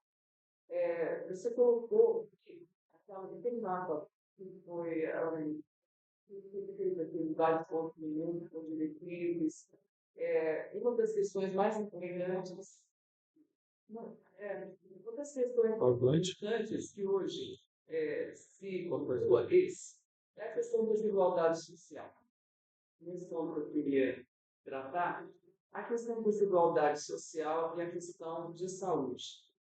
Mesmo sendo voltado para o humano, que a gente tem direito, que a gente sabe bem, de estar aqui nesse planeta todos os seres vivos, chegar nesse ponto, já que é essa tônica da desigualdade social, uma questão da saúde humana, e a saúde e o bem-estar em geral no planeta, pegar essa questão de pequenos proprietários, esse é um gancho fortíssimo, e a questão da monocultura que traz aí a questão dos agrotóxicos, e isso entre a saúde é péssimo, tanto para quem trabalha como para quem consome.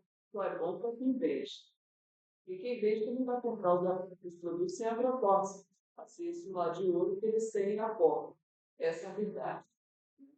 Não vão dar isso para eles nem para os filhos deles. Então, dá para.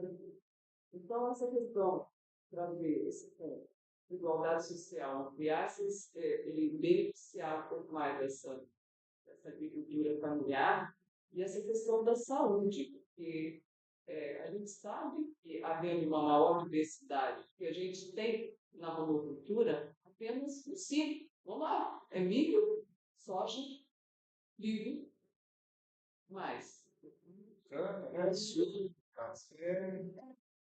São poucos. Se você pensar bem, a gente não tem diversidade na nossa alimentação tradicional, que é. E tem diminuído, né? Tem diminuído. O número de produtos na dieta média. Você está, então, pesquisa poucos produtos que vendem mais e que viciam as pessoas e que trazem mais mal-estar e menos saúde. E você vê que essas pessoas que têm as pequenas propriedades, elas são fonte de diversidade de com mais qualidade. E que fornecem o alimento para a população. O alimento de Não verdade. Não é Não é só mote de explotação, é alimento de verdade. Tem mais diversidade, portanto, melhor bem-estar de saúde do ser humano. Então, eu acho que a gente precisa chegar nesses pontos vitais, já que isso é uma questão de super importância em todos os aspectos de igualdade social, atacar por aí. Tá? Porque a gente fica com um discurso, como você tem visto, pode ser um tiro em nós mesmos. Né? A gente tem que saber onde chegar. Tem algumas dessas estatísticas do IBGE, né, plenamente trazer, e me surpreendem muito. O que tem aumentado muito é a idade média do produtor rural. Assim, a idade média tem poucos anos. E ela só aumenta. Né? Então, você tem essa. Exato. Essa questão da produção de alimentos, da produção familiar, e tudo mais, ela é chata. E, infelizmente, a gente tem umas dificuldades nos próprios programas de governo, no país. É, uma coisa que quando eu soube, já faz uns anos, mas me espantou, mas sim, me espantou, não me vai separar, me surpreende, eu esperava. O crédito rural no Brasil, ele um dos itens para a liberação dele é o uso de agrotóxicos. Por quê? Por conta é como um seguro. A lógica é, vai dar certo. Mas a colina Mas é isso, porque aplica, faz flor, enfim, mas assim, Minimiza o tudo. mas é política, de Estado, incentivar como um seguro, assim, é liberal, velho. Assim, esse braço, né? E tem coisas que a maioria da população não sabe que se souber vai ficar organizado, né? Você usa, por exemplo, a relacionamento alimento, né, que é arroz. Arroz tem produto que parece tão inofensivo, mas a grande indústria usa a sério para conservar arroz. Sim. Para conservar arroz. Então, se você vai no produtor rural, ele não precisa disso. Ele vai usar. tem todas essas cadeias de distribuição, né? Gente, tem um alimento na prateleira por 2 anos. Não se divulga isso. Sim, claro. Quer realmente melhorar na sua vida, você vai procurar conhecimento, ciência, né? E você procura informação adequada. Você procura informação adequada, vai ver que o melhor mesmo é você comprar um produtor rural, beneficiar esse produtor e se beneficiar. Mas aí quem entra dos governamentos.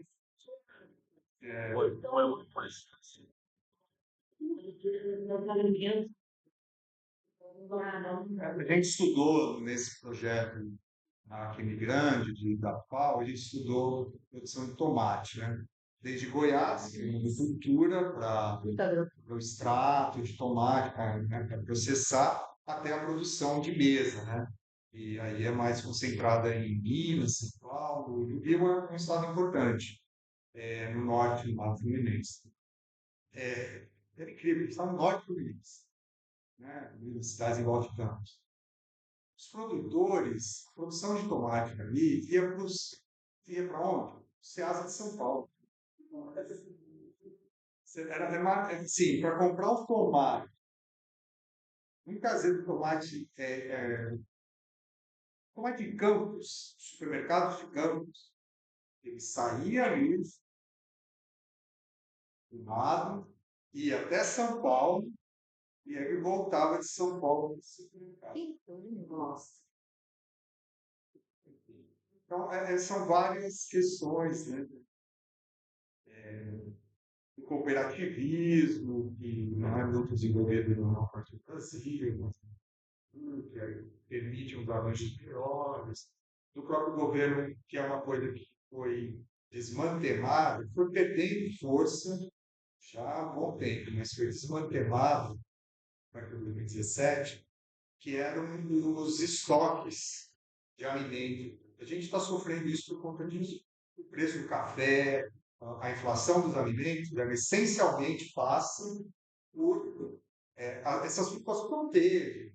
Né? O café, o que aconteceu? Ele que não, a produção derrubou, aumentou a demanda, puf, estourou o preço. Mas isso sempre teve. Clima, tudo. Mas o governo tinha os silos, o estoque de alimento para regular o mercado. Não tem mais. Foi tudo desmantelado. Está se demorando para se refazer. É uma série de questões políticas que envolvem. Eu acho que o nosso problema maior é político, principalmente se eles não quiserem, mais a primeira receber. Não é? O MST também, essa maior parte da produção de alimento aí foi severamente aplicada porque a política passa por aí, né? A gente está atacando quem está produzindo a comida que a gente está comendo. Basicamente. Grandes produtores estão produzindo soja para vender. Tá com lojas. A soja gera muito pouco, todos os aspectos. Emprego, distribuição de renda, Eu não sei, Leandro, segurança alimentar. você deve conhecer a Manuele, né? Manuele fazemos coletas no campo dela, né? Eu tenho visitado algumas plantações ali em Caxias no campo, então. A Emater, ela tem uma base de especificidades de valorando, né, cada uma das produções ali. Talvez seja interessante essa questão, né, uma valoração A gente, nesse projeto de síntese, Tá a vendo? gente tentou. do Estado Unido. A gente tem um contato, né, a gente está esperando até ver se vai sair um financiamento, porque o Ministério do Meio Ambiente tem buscado, como já tinha do Ministério, né, eles têm buscado, e eu mesmo tenho defendido muito lá, que a gente precisava de uma ação voltada, porque a gente é extensionista. Porque eles são, no caso da polinização, eles são a principal, a ponta de mãos Que vai te levar lá. que vai levar a produção, a informação, o conhecimento para o produto. Porque a tomada de decisão ela tem que ser contexto dependente. A gente tem um outro tipo, a gente explora isso. Você tem que ter um estudo, tem que ter o que a gente chama de coprodução do conhecimento, né? O conhecimento realmente junto, que a definição do objeto, que descreve o problema, da questão, é junto com as outras pessoas. Então, é o leitor que tem que estabelecer qual que é a situação dele, porque ele tem uma certa... Trabalhar junto. Ele tem uma Sem certa fazer nada. configuração. Isso.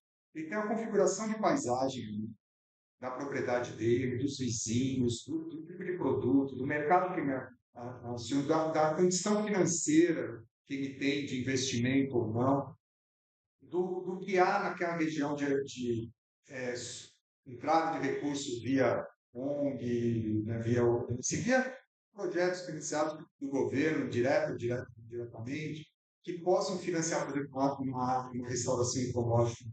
Você tem a situação de carne, você tem tudo isso ali. E é fundamental tomar a decisão ali. Aí que vem essa intensificação. Porque ele vai chegar com, não, isso aqui seria o ideal, mas o ideal para conservação, então, não, mas eu vou, vamos chegar num outro disso, vamos mudar isso aqui, vamos ampliar a sua área preservada e começa a ter memoricultura como uma fonte adicional de renda. Você chega, né, então é algo sistêmico e tem que ser junto. Se você tiver com a receita pronta, a gente tem a receita. Pega, bota no mapa e fala, ó, você está aqui, você tem que restaurar essas áreas aqui da sua administração, que é o que o código prevê, você está pronto. Isso não vai funcionar na prática. E é bom para analisar.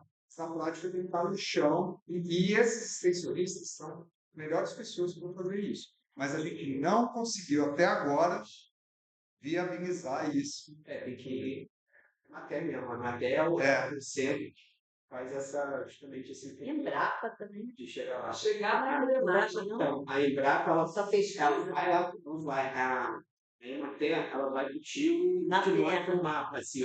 Isso aqui está produzindo isso, isso aqui está produzindo isso, por outro, eles se reúnem. Tem toda uma questão também de facilitar o acesso ao crédito, que eles fazem reuniões. O pessoal normalmente fica um pouco mais chuto, tem um pouco mais de dificuldade, sabe? Eles sentam lá com você e escrevem um projetinho. Esse cara aí. Só que eu não sei se ele vai ter essa formação de chegar a falar uma É coisa. uma outra linguagem.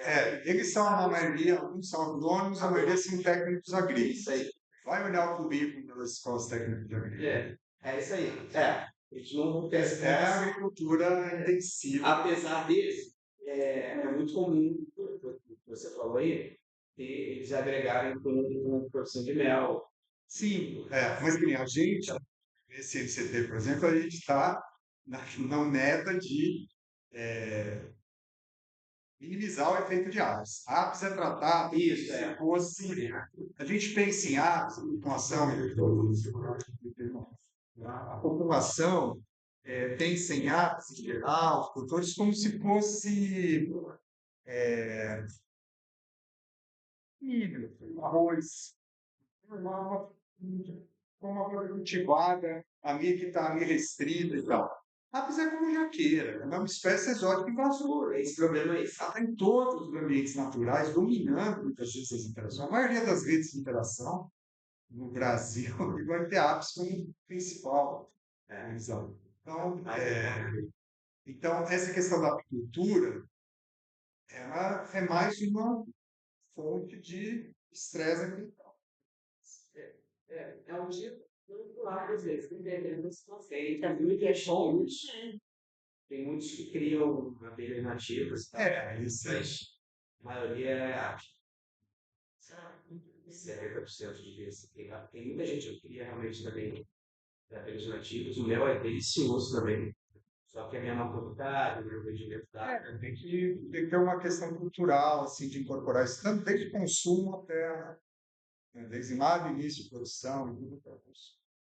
Ele tem maior valor agregado, mas ele não significa maior renda, até por essas questões de distribuição, tem muitas vezes precisa de refrigeração. Pessoal, só uma olhada. Tem uma. Posso até ver? É uma pergunta mais da parte inicial que você falou, mais básica de polinização, assim. Enfim, pode ser coisa que seja mais óbvia, mas você mostrou várias questões mostrando que aumenta a produtividade da planta quando você tem mais de um polinizador que poliniza ela. Mas eu lembro que tem alguns exemplos de plantas que são muito específicos. Você tem um polinizador específico, inclusive, normalmente o bicho tem um inseto ou ave, que tem bico, ou, enfim, um aparato bucal para aquela planta e tudo mais. E o que leva evolutivamente esse processo assim, de especialização tão grande, se é tão benéfico você ter mais de um polinizador? Pergunta na evolução, né? O que leva a evoluir alguma coisa? Né? Eu não sei. Eu tenho alguns palpites. O primeiro é que o que a gente encontra aí nesses trabalhos amplos é que a maior generalização indica menor limitação polínica. Uhum. Agora, o quanto que a limitação polínica é realmente, ela representa um efeito negativo no fitness, no sentido clássico de fitness, pensando em gerações posteriores. Uhum. Não tem isso muito claro. Você tem pouquíssimos estudos que unem essa parte reprodutiva com a parte demográfica do assunto. Então, a gente não tem muita ideia, embora os que têm, até uma revisão, mostra que sim, tem um efeito positivo entre sucesso e fertilidade das plantas e sucesso reprodutivo, no sentido mais amplo, que é onde estaria a pauta da evolução. Mas aqui, a evolução, né, você tem os atributos, eles não vão mudar, muitas vezes, de forma rápida. São um ambiente de seleção ali, flutua de um ano para outro, tudo, ou seja, o fato de você ter maior limitação hoje das espécies mais especializadas pode não ser um efeito moderno de redução das populações de polinizadores. Moderno que eu digo 200 anos. Então, a gente está vendo algo que não é da situação em que você tinha uma abundância de polinizadores e que aí a especialização tem vantagens claras por conta de competição, desde coisas assim de uso de recursos, quanto a planta investe em recurso floral que está indo para diferentes polinizadores, até coisas assim finas de mecanismo, aonde deposita o pólen. Isso aqui a gente está falando de sucesso feminino, fertilidade, né? Tem todo o componente de sucesso masculino que pode ter direções opostas. Então, assim, é uma pergunta muito fascinante, me ocorre sempre, mas saberia dizer. O que eu acredito é que a gente está vendo hoje o que a gente está ecologicamente mostrando é muito distinto do que era quando ocorreu as divergências dessas espécies que a gente conhece hoje, a seleção desses atributos de forma mais marcada, né? Continua sendo mencionado, mas por quê? Uma coisa que assim, é visível. Eu tenho 53 anos. A- Ao longo das décadas, eu continuo, sempre viajei de carro, eu continuo viajando. Ao longo das décadas, cada vez mais, tem menos inseto no vidro do carro. Sim, quando eu era criança, isso era uma. Tinha que jogar água e. Sim. Então, a redução da abundância de insetos é algo absurdo assim, que a gente vivencia. É. E nos ambientes naturais, eu não sei como que ainda estraga, né? Mas os ambientes naturais, eu tenho uma certa percepção de uma redução geral de animais. Então, tudo isso que a gente está registrando.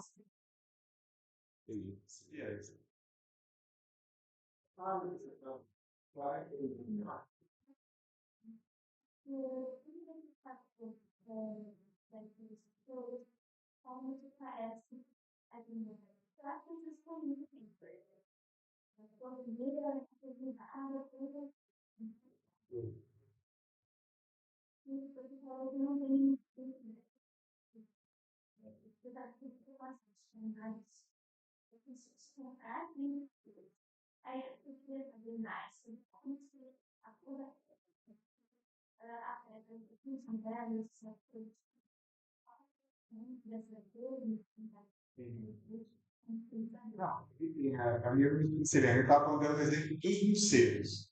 O morcego, é por isso que você tem uma variação muito grande nas cores do morcego. Meio esverdeado, quer dizer, não é a mesma espécie. Tá? Tem indivíduo que é branco, tem indivíduo que é meio roxo, porque para o morcego o que mais importa é o brilho. Né? Bom, cor é um objeto na física e tal, deve ter três componentes, mas assim, do ponto de vista da interação dos computadores, duas coisas são destacadas. Um é o sistema visual. Nossa, com a imagem, três receptores e tal. Você tem, as abelhas também são três.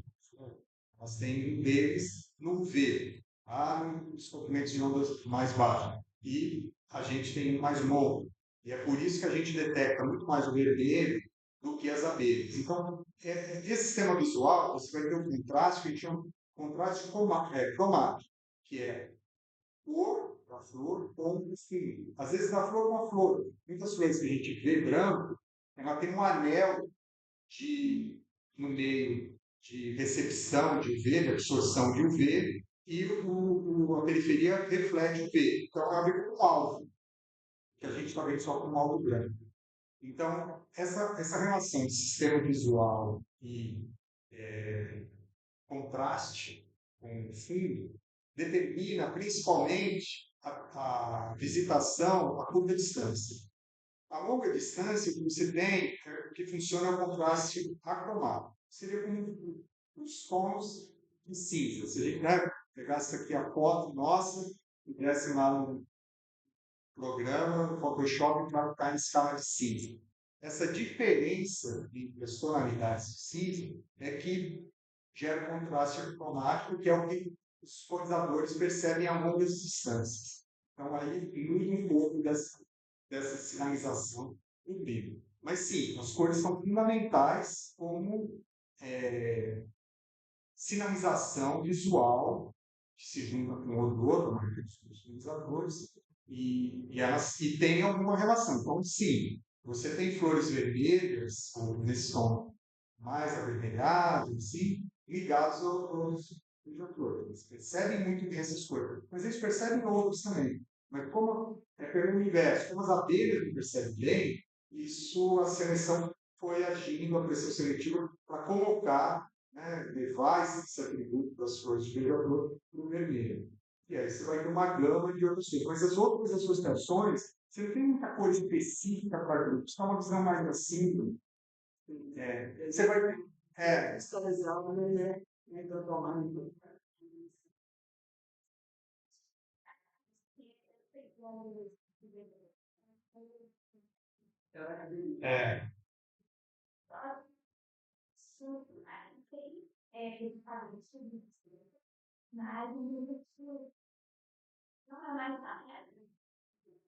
é, as síndromes foram muito atacadas, casos do bem, foram mostradas as fragilidades, aí elas foram sendo atualizadas, né? Você tem um conceito moderno de síndrome, ele, por exemplo, trata a sinalização floral da perspectiva dos animais. Então, aquelas categorias que tem de cor, vermelho, amarelo da abelha, esverdeado para a mosca, né? Isso já não cabe muito numa visão contemporânea, anterior. O que importa é o padrão de reflectância e o sistema visual que interage.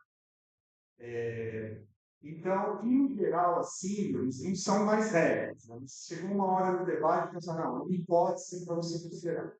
Depois vieram um estudo que mostra que a síndrome faz sentido no sentido, na questão de química. A grande maioria das plantas coincide o polinizador principal com o síndrome que é atribuído. Televisão grande, como é da Argentina, do México, até para aprender com eles também, e eles conseguiram mostrar um trabalho bem bonito que mostra isso. Inclusive, mostra até nessa questão da evolução, da nova evolução, essas mudanças têm a ver. Normalmente, quando tem uma mudança, quando não coincide, na verdade, a síndrome do organizador principal, e na filogenia coincidia e houve mudança desse novo. Então, vale, mas em um caso específico tem que tomar cuidado. E não daquela forma absoluta que era chave fechadura. Isso não. Você vai olhar uma comunidade, os bichos provam coisas, eles vão em coisas que você vê uma vez só.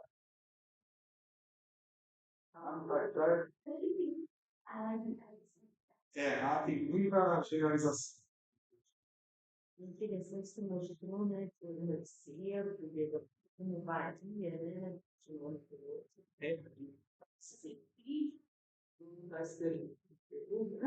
Não, poderá ser breve.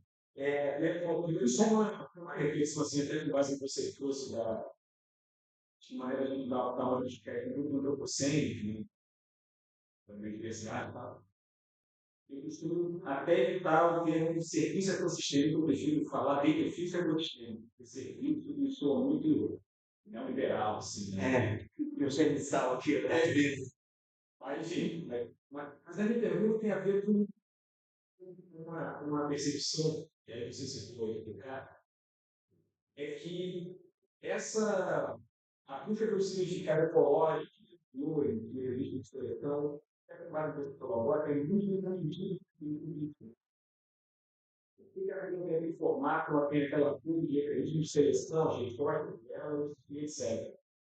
E eu fico pensando, do ponto de vista desse significado, do ponto de vista vegetal. Então, ela tem um fórum, claro que também leitura comigo, a gente trabalhando com a Itatiara, uma coisa que a gente me diz é o seguinte: é completamente diferente de formato,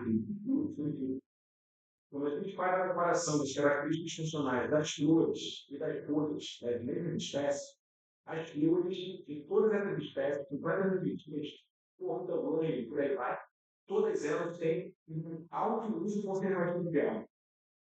Muito econômico. Então, você lupinos com lobelia, várias espécies, grafite, senécio, enfim. Todas elas convergem para um uso altamente conservativo de água. Tudo isso. E pensando naquele trabalho de pesquisa que você mencionou, que eu teve o declínio, se subissem polinizadores, 80%, havia um declínio de 80% em cerca de 50% das espécies.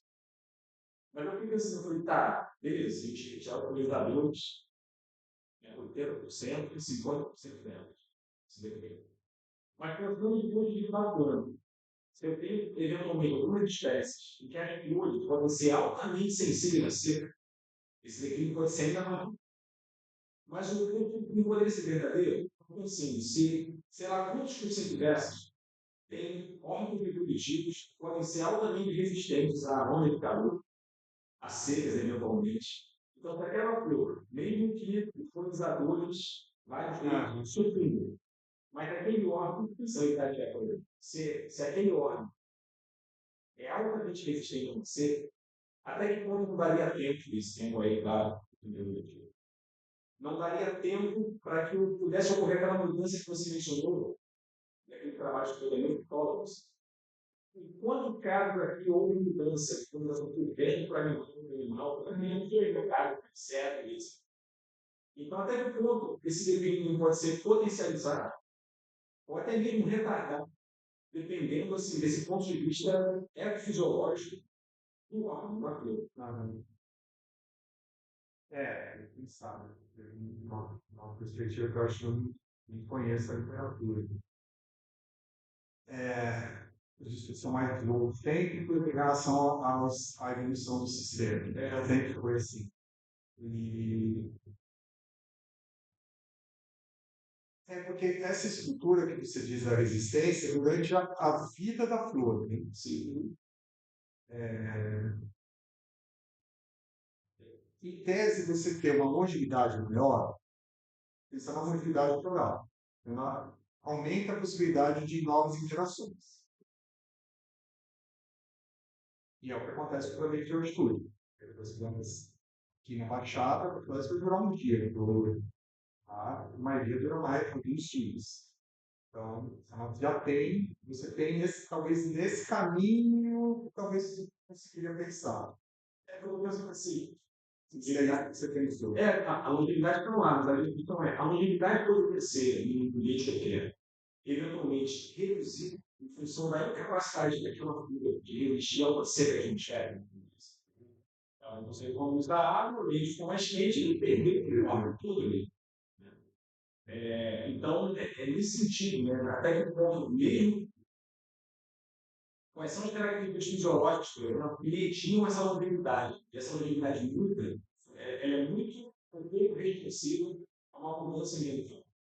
Nesse sentido, que até esses resultados ambientais, a gente recuperou, por exemplo, a hipótese que mais literatura, todo mundo falou, e pouquíssimo de atividade biológica, que as flores são torneiras a perguntar. Não tem cultivo, não tem compostinho. Os pouquíssimos eventualmente raros estômagos que uma flor pode ter, eles não são funcionais, nunca flor, é torneira para perder água. Então, em princípio, já poderia ter outra ordem. Isso é muito mais sensibilizar, você está sempre fluindo. E vai cair exatamente o contrário. As flores são muito Pensando, talvez não haja de tudo, isso seria a mesma coisa. E aí, porque Eu esperaria diferente. Porque vai ter uma nova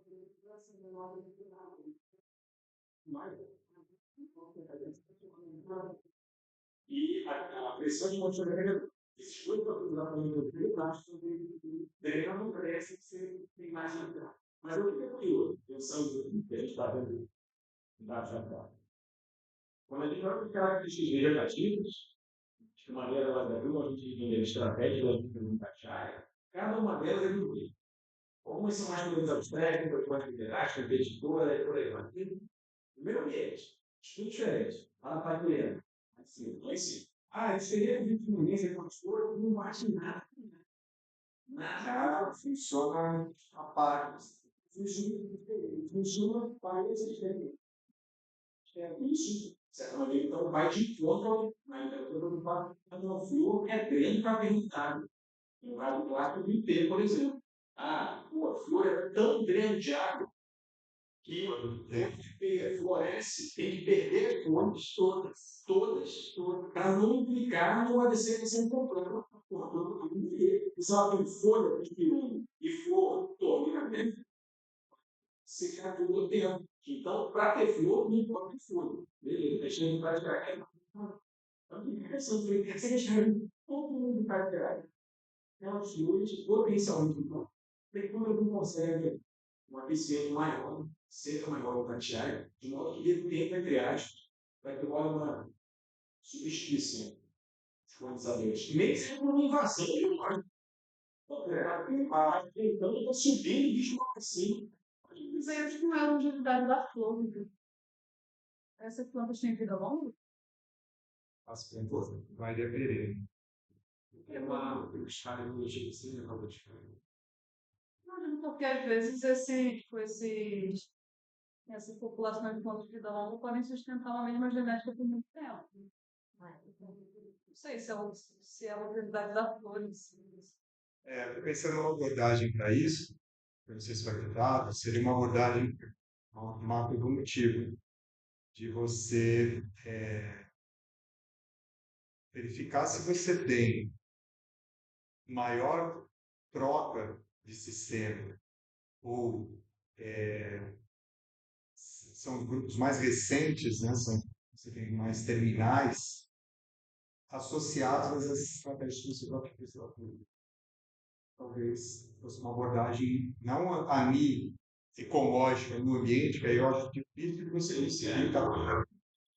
Mas se tivesse esse tipo de dado tivesse disseminado, poderia, numa análise fitogenética, você perceber a distribuição deles para ver se eles estão associados a esses fatores. Eu só estou pensando nisso desde quando eu vi aquele agora, não sei, teve 80% em metade das plantas, e pensando, cara, se algumas definem 90%, se a flor for altamente sensível à desecação, a gente vai diminuir só porque ela está mais disposta no ambiente que é inferior ao vegetador, e for mais cedo, se ficar mais cedo, a flor não vai dar conta. E é aquilo que eu falo, uma questão da habilidade. Mas eu investo de todo mundo, que a flor pode voltar.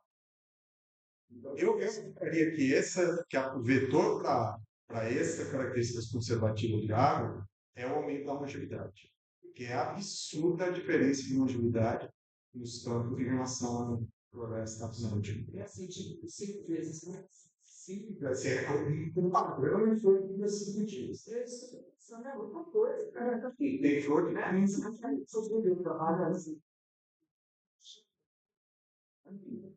Eu não sei se tem uma questão também de quais interações, né?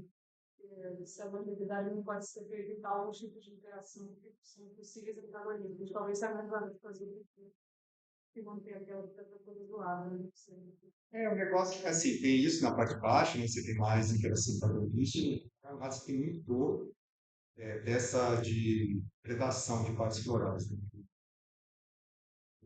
Mas é isso, a frequência de visita é muito baixa.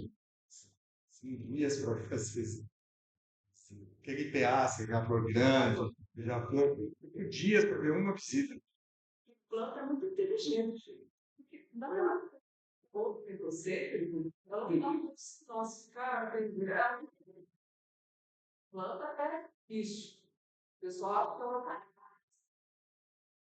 Não, Tem uma raiz e um sonho, né? é.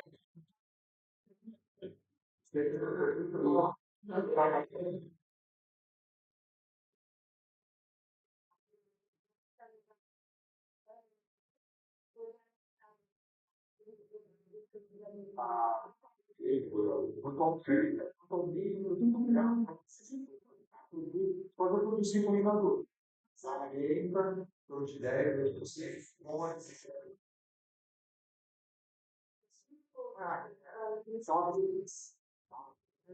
E o principal, o galeares.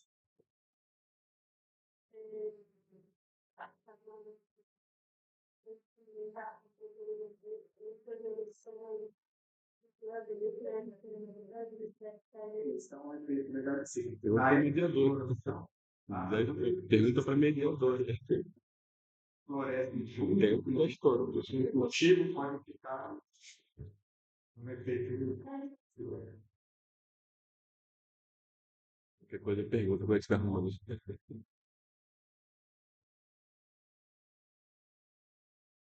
Você não tem que dizer. Você pode ter uma planta em grupo que era abelha na base, ele vai para beija-flor, e aí você pode ter alguma espécie de beija-flor que volta para a polinização com a abelha, ou vai com isso. Precisar Serviço de toda hora. Então, eu queria que você volta. Não tal, né?